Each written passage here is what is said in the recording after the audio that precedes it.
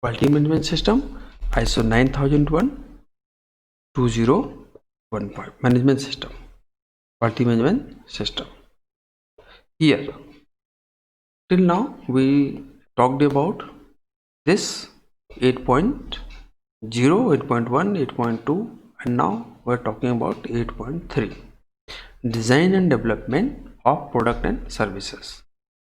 It is also a very little big clause, but most of the industry or sometimes it applicable for the R&D types activity, but most of the small scale industries or medium scale industry just take exclusion this design and development clause. We just go through a little bit in this. Here 8.3.1 general, 8.3.2 design and development and planning, 8.2.3 design and development inputs, 8.2.4 design and development control, 8.2.5 design and development outputs, 8.2.6 design and development changes. Now 8.3, here just I am not taking any special example here, so just we go through a quick review of 8.3, because 8.3 is very important for that industry which is undergo for the R&D activities, new product development and their methodology. The design and development, the organization shall establish and implement. Here is also the shall establish, implement,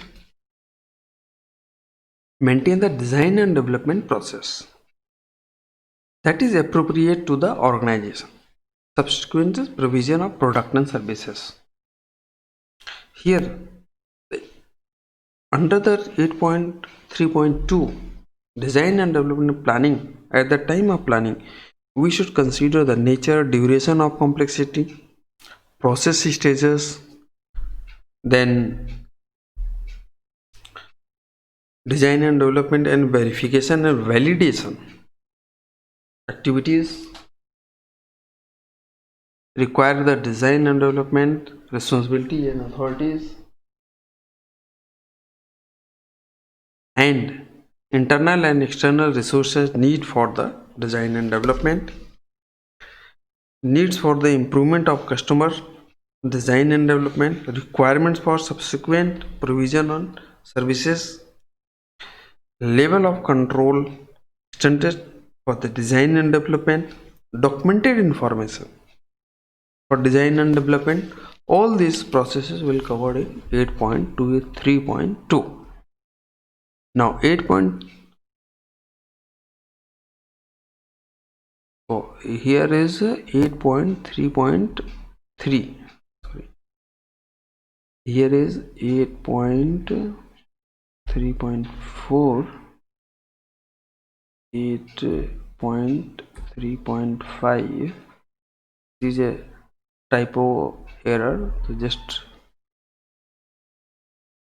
I would like to correct it. Okay, 8.3.3, 8.3 design and development inputs. Here also we have to cover the function and performance requirements, statutory and regulatory requirement. Inputs on the raw material, what the raw material, what the standard code of practices, potential consequences, failure, all these things will be covered here.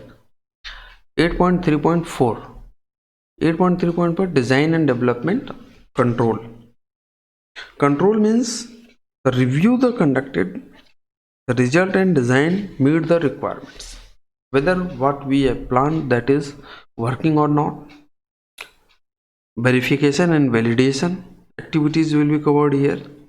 Any necessary action that are taken from the problem will be covered here.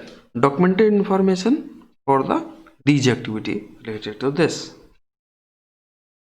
8.3.5 design and development outputs. Now input had been decided, control has been decided, planning has been done, output meet the input requirements. What we was thinking in the raw material section, that will comes here. Adequate to the subsequent processes, reference monitoring, specify the characteristic of the product for the safe and proper provision. Now 8.3.6, that is design and development changes. Now here also, whatever we are doing change in the current process or the new process, we have to mention the results of review, authorization of change, who is changing, action taken to the prevent adverse impacts. So here the design and development changes. So quickly we just covered here 8.3 design and development section. Design of the planning, their inputs, their control, their outputs, and their changes. So in the next video I am going to cover clause number 8.4. Thank you.